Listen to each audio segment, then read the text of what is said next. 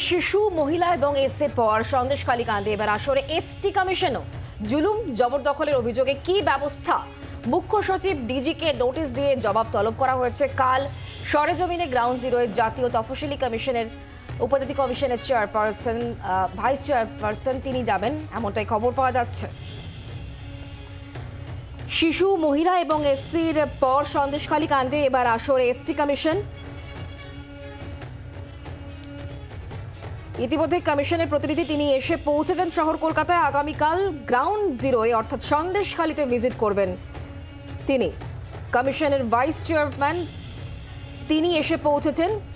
কাল সন্দেশখালীতে যাবেন তিনি। জাতীয় তফসিলি উপজাতি কমিশনের ভাইস চেয়ারম্যান তিনি শহর কলকাতায় এসে পৌঁছেছেন। কথা বলবো, কমলাক্ষ আমাদের সঙ্গে রয়েছেন, আমাদের প্রতিনিধি টেলিফোন লাইনে। কমলাক্ষ, আগামীকাল সকাল 8টা নাগাদ কলকাতা থেকে রওনা দেবে এই জাতীয় তপশিলি উপজাতি কমিশনের সদস্যরা এবং দুই প্রতিনিধি রয়েছেন এই মুহূর্তে।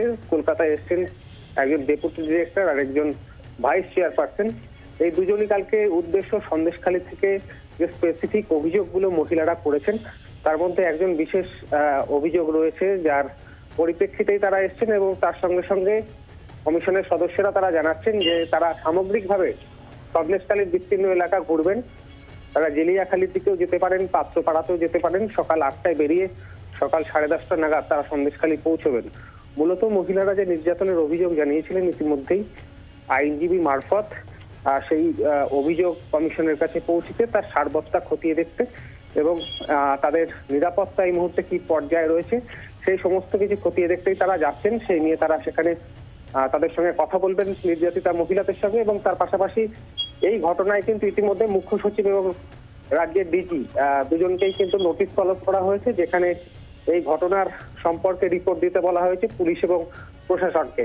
সব মিলিয়ে তারা ঘটনাস্থলে আগামীকাল যাচ্ছেন। গ্রাউন্ড জিরোয় গিয়ে অভিযোগগুলি তারা খতিয়ে দেখে তারপর তাদের কমিশনের সিদ্ধান্ত তারা জানাবেন।